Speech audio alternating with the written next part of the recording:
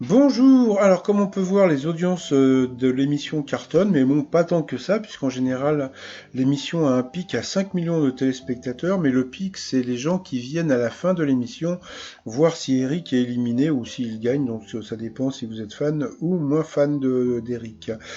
Sinon, Jean-Luc Reichmann avait sorti son t-shirt de l'été, le maître de midi affichait ses 897 666 euros, oh, 666.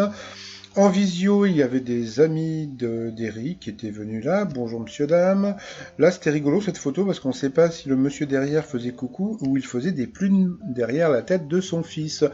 Au coup d'envoi, la première question, de quelle prestigieuse université les Yaleys sont-ils les étudiants? Donc la réponse était dans la question, donc c'était de Yale. Après donc, Eric a dansé, donc toujours aussi souple. On a pu voir donc Alexandre, très sympathique, qui avait un look de folie, qui chante ses sentiments pour une femme dont il ne peut se détacher dans Donne-moi l'accord. Entre-temps, on a pu voir sa femme Marcella, qui était très jolie, qui était prof de chant, et qui était d'origine colombienne. Donc il avait dit Kim, c'était Dadju. Donc sur cette question, il est passé de la même couleur que son fils ou sa fille, je vois pas bien. Il est passé donc à l'orange. Après donc vous aviez le sympathique Anthony qui était venu aussi en famille. Comme on peut voir, ils étaient très souriants dans la famille, et peut-être un peu moins le papa. Quel objet culte ayant appartenu au héros de la série Breaking Bad, un fan a-t-il acheté 9 900 $ aux enchères? Eh bien, c'était son slip kangourou. Donc, tout le monde, même Eric, avait dit oh, moi je vois bien, j'ai l'intuition, c'est sa combinaison de protection.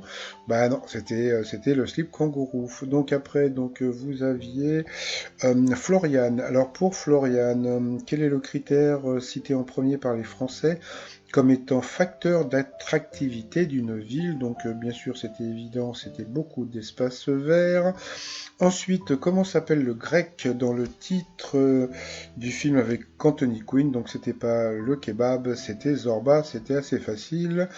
Ensuite, que note l'appli CACADvisor lancée par une start-up montpelliéraine? Donc c'était les WC des restaurants. Moi j'avais fait la même chose, sauf que ça s'appelait le guide Micheline.